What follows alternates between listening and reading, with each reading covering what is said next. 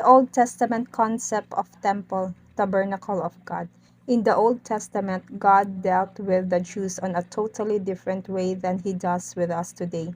He dealt with them on a natural, third-dimensional way by giving them types and shadows of spiritual truths. He would give them detailed instructions for making altars, building tabernacles, and performing the sacred rites and activities.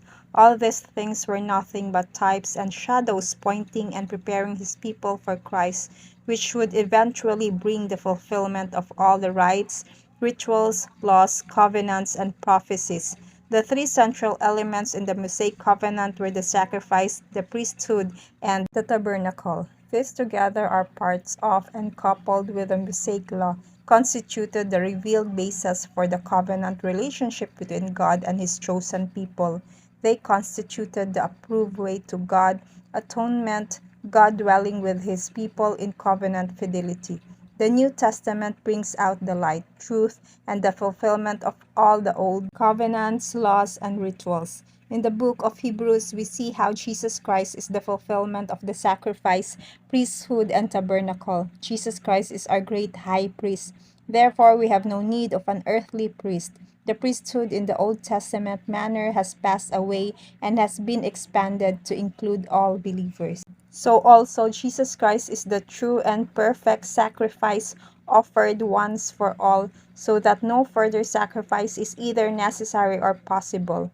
The sacrificial system has become completely unnecessary because all that was prefigured in the Mosaic covenant was fulfilled in the death of Christ. There is no more sacrifice except as the church present herself as a living sacrifice. It is also true but much less emphasized that Jesus Christ is the fulfillment of the tabernacle.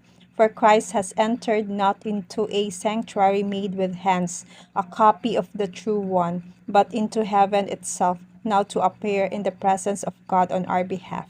The need for an earthly tabernacle has passed away. The Word became flesh and dwelt among us. Jesus identified his body with a temple. Jesus answered and said unto them, Destroy this temple, and in 3 days I will raise it up. Then the Jews said, It has taken 46 years to build this temple, and you will raise it up in 3 days? But he has speaking of the temple of his body. Christ's body is, in one sense, the true tabernacle. Thus, the community of believers, the body of Christ, is also part of the true tabernacle. For the church is God's house, a holy temple, a dwelling place of God in the Spirit. Theologically, all pass away with the coming of Christ and the birth of the church. Historically, all passed away with the destruction of Jerusalem in AD 70. They have become irrelevant, anachronistic.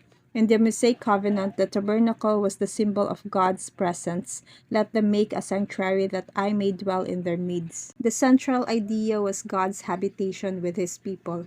God could not actually dwell in the hearts of his people because of their unregenerated condition.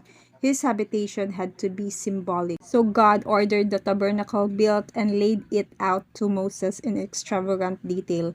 But for the church, the tabernacle is fulfilled in the body of Christ, as we have seen. So the necessity of a physical tabernacle has passed away. Why? Because now God dwells with his people in the hearts and bodies of the believing community. Jesus said, Anyone that loves and obeys him, the Father and the Son will come to him and make our home with him. I will come in and eat with him, and he with me. Clearly, the central idea of the tabernacle is God's habitation. But in the New Testament, God dwells within the heart of his people, not just symbolically among the people. The veil has been torn in two, the stony heart transplanted with one of flesh. So the church is a dwelling place of God in or through the Spirit. There will also be an internal eschatological fulfillment of the idea of God's habitation. For when John sees the holy city descending from God, the first word he hears from the throne are, Behold, the tabernacle of God is with man. To God be the glory. God bless you.